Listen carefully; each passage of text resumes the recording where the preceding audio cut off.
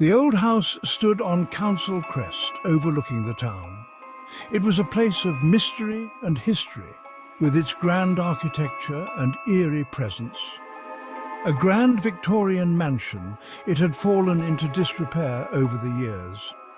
John and Margaret, a young couple starting their life together, saw its potential.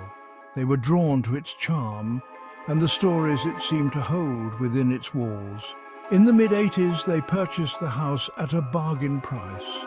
They were excited to restore it to its former glory, envisioning a future filled with love and laughter within its rooms. The house seemed to welcome them, full of promise and the echo of happy times. It was as if the walls whispered tales of joy and celebration, inviting them to create their own memories. We spent weeks choosing paint colors and planning the garden. Each decision was a step towards making the house our own, a reflection of our dreams and aspirations. We moved furniture, laughing as we imagined the life we would build. Every piece we placed felt like a part of our future, a future we were eager to embrace. They felt lucky to have found such a beautiful home with so much character. It was more than just a house. It was a canvas for their dreams and a sanctuary for their love. Neither John nor Margaret believed in ghosts. They were happy to dismiss the strange noises they sometimes heard as the house settled. Little did they know the house had its own secrets waiting to be uncovered. As the weeks passed, the strange noises became more frequent. The once sporadic creaks and groans of the old house now seemed to echo through the halls almost every night, growing louder and more insistent. John and Margaret would often hear footsteps on the floor above them. These footsteps were heavy and deliberate, as if someone was pacing back and forth, yet they knew no one else was there. This was perplexing, as they were the only residents of the large house. The empty rooms seemed to amplify the sounds, making them even more unsettling. Doors would open and close on their own. Sometimes they would hear the distinct sound of a door creaking open, followed by a loud slam, even when they were certain all doors were securely shut. Sometimes they would feel a cold breeze, even in a closed room.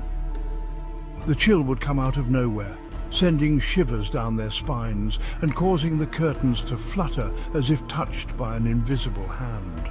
I began to feel uneasy. The atmosphere in the house grew heavier, and I couldn't shake the feeling of being watched. I would catch glimpses of shadows moving in the corners of my eyes. These fleeting figures seemed to dart away just as quickly as they appeared, leaving me questioning my own senses. The house, once full of promise, began to feel oppressive. The walls seemed to close in, and the once inviting rooms now felt like traps. John, ever the pragmatist, dismissed her fears. He believed there was a logical explanation for everything, attributing the noises to the house's age and structure. The old house is simply full of drafts and creaking floorboards. It's nothing more than the natural sounds of an aging building settling.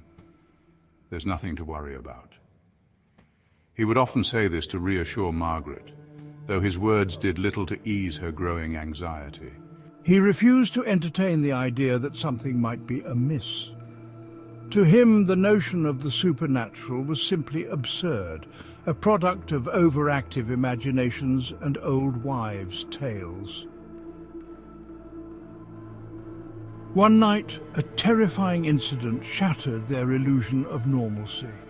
John and Margaret were asleep in their room when they were awakened by blood-curdling screams. The screams were coming from the floor above. Margaret sat bolt upright in bed, her heart pounding. John, did you hear that?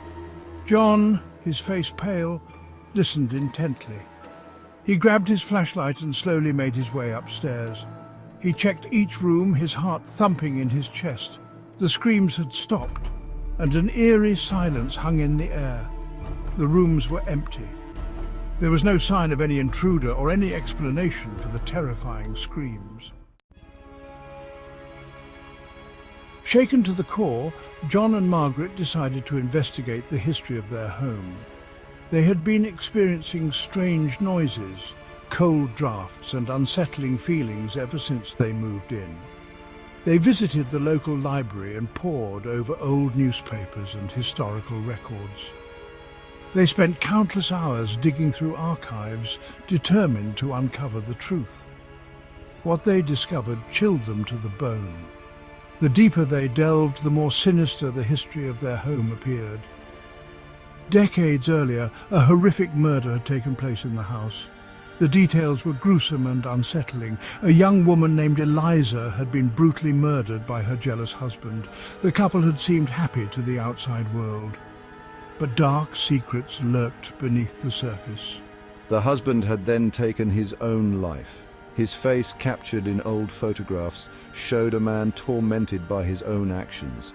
The story was a sensation at the time, and the house was widely regarded as cursed. Neighbors whispered about the tragedy for years. John and Margaret were horrified. They couldn't believe they were living in a place with such a dark history. They realized that the strange occurrences they had been experiencing were not random events. The flickering lights, the cold spots, and the eerie sounds all made sense now. Their home had a dark and troubled past. It was a place where sorrow and tragedy had left an indelible mark, and they were now a part of its haunted history. After uncovering the house's history, the paranormal activity intensified. Objects moved on their own. I saw a shadowy figure standing in the mirror, but when I turned, no one was there. The temperature in the house fluctuated wildly. One minute they would be sweating in stifling heat, and the next they would be shivering in icy cold. I couldn't deny the evidence of my own senses. I was once a skeptic, but now I'm a believer. They tried to ignore the events, but the constant fear and tension became unbearable. Their once happy home had become a prison of terror. One evening, as Margaret was preparing dinner, she felt a cold hand on her shoulder. I whirled around, but there was no one there. The kitchen was empty. She ran out of the room, her heart pounding in her chest. She refused to be alone in the house. That night, we slept on the sofa in the living room, clinging to each other for comfort. They knew they had to leave. The house was no longer safe. They packed their belongings, desperate to escape the nightmare they were living. Never forget. John and Margaret fled the house on Council Crest, leaving behind all their hopes and dreams. They never returned. The house stood empty for years, a testament to its tragic past. No one dared to live there. The stories of the haunting spread throughout the town and beyond.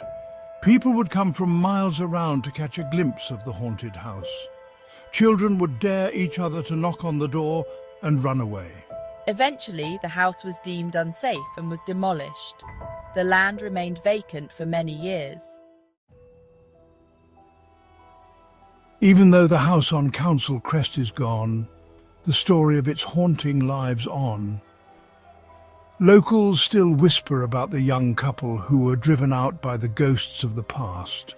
Some say that on a quiet night, you can still hear the faint echo of Eliza's screams on the wind. The house on Council Crest serves as a reminder that some houses hold secrets that are best left undisturbed, and that sometimes the past refuses to stay buried.